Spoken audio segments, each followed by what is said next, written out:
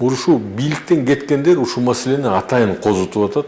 Азыркы жаңы бийликти жаман көрсөтүү иретинде да. Же болсо бул жер 2003-жылы чечилген. Тетиги Акаевдин убагында чечилген жер бул.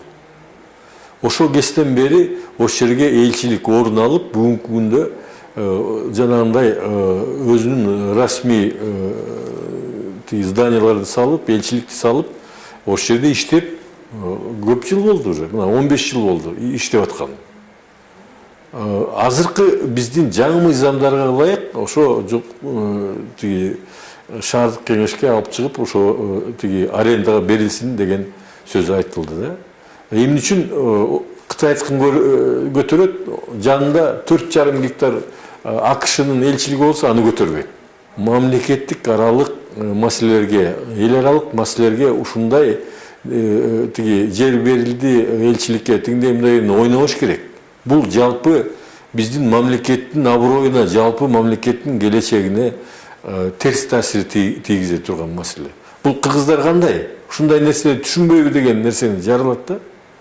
Анан ошо 25 сотук Пекинде анын баасы керек болсо биздин ошол 3,5 гектардын баасы 7-8 эсе кымбат.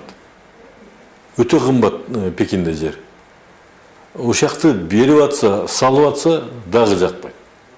Азыр мисалы ошол 3,5 гектарды ошойдон эче кале салып бүткөн уже 10 жылдан ашты. Иштеп атат. Анан эмне кылыш керек? Ошолорду кетириш керекпи? Кытайга барганда соода кылганды жакшы көрөбүз. Виза алганды деп арыстанып атат көп бизнесмендер, көп жарандар. Бүгүнкү күндө соода сатык барды, кийим-сийимге чейин бардык, тамак ашка чейин ошо Кытай мамлекети менен байланыштуу болуп атпайбы? Ушундай эл аралык мамилелер келгенде жанагындай бузукулардын ойлоруна ээрчибегиле. Анткени алар бүгүнкү бийликти эптеп, кандай бир жаман ниетинде жамандап, өзлөрү убагында Кытайлар менен абдан жакшы ымаланышып келген, эми болсо жаңы бийликке тоскоолдуклук, атайын элге жаман көрсөтүү ниетинде ушу ар кандай ушактарды, ар кандай ушундай маалыматтарды таратып атат. Буга биз жол бербешибиз керек.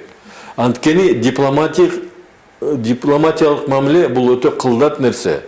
Эгерде бул жер чечилбей болсо, же болсо ошо Кытай жарандары же өзүнчө бир бизнес ачканы берсе, бул бир жөн. А бул деген дипломатиялык ушу эл аралык эрежесинде тиешелүү, алар бизге жер берди, тияктан мурун болсо биз бергенбиз. Ал берген жер эч жакка кеткен жок. Эмне көчүрүп кеттиби?